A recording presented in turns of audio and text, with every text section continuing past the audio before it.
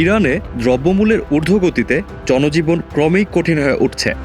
নিত্য প্রয়োজনীয় পণ্য থেকে শুরু করে প্রযুক্তি পণ্যের বাজারেও যুদ্ধ, নিষেধাজ্ঞা ও অর্থনৈতিক অস্থিরতার প্রভাব পড়েছে।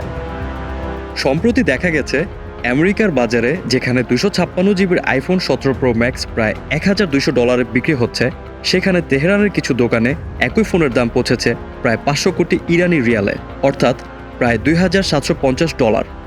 এমনকি অনেক বিক্রেতা ফোনটি সরাসরি বিক্রি করতেও চাইছেন না।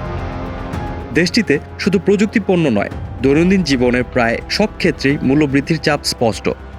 খাদ্য, ওষুধ, গাড়ি, বৈদ্যুতিক যন্ত্রপাতি সবকিছুর দাম আগের সপ্তাহের তুলনায় উল্লেখযোগ্য হারে বেড়েছে।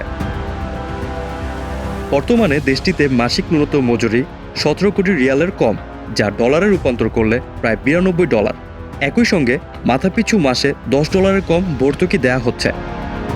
অর্থনীতিবিদদের মতে তেলের উপর অতিরিক্ত নির্ভরতা, দীর্ঘমেয়াদী নিষেধাজ্ঞা ও কূটনৈতিক বিচ্ছিন্নতা ইরানের অর্থনীতিকে দুর্বল করে তুলছে। এক দশকে দেশটির দারিদ্র্য পরিস্থিতি আরও অবনতি হয়েছে, যা বর্তমান সংকটকে আরও গভীর করছে। সব মিলিয়ে ইরানের সাধারণ মানুষের জন্য জীবনযাত্রা দিন দিন আরও ব্যয়বহুল ও অনিশ্চিত হয়ে উঠছে, যার প্রভাব এখন স্পষ্ট প্রতিটি খাতেই। ফারহান কবির, ডেস্ক রিপোর্ট, হ্যালো বাংলাদেশ।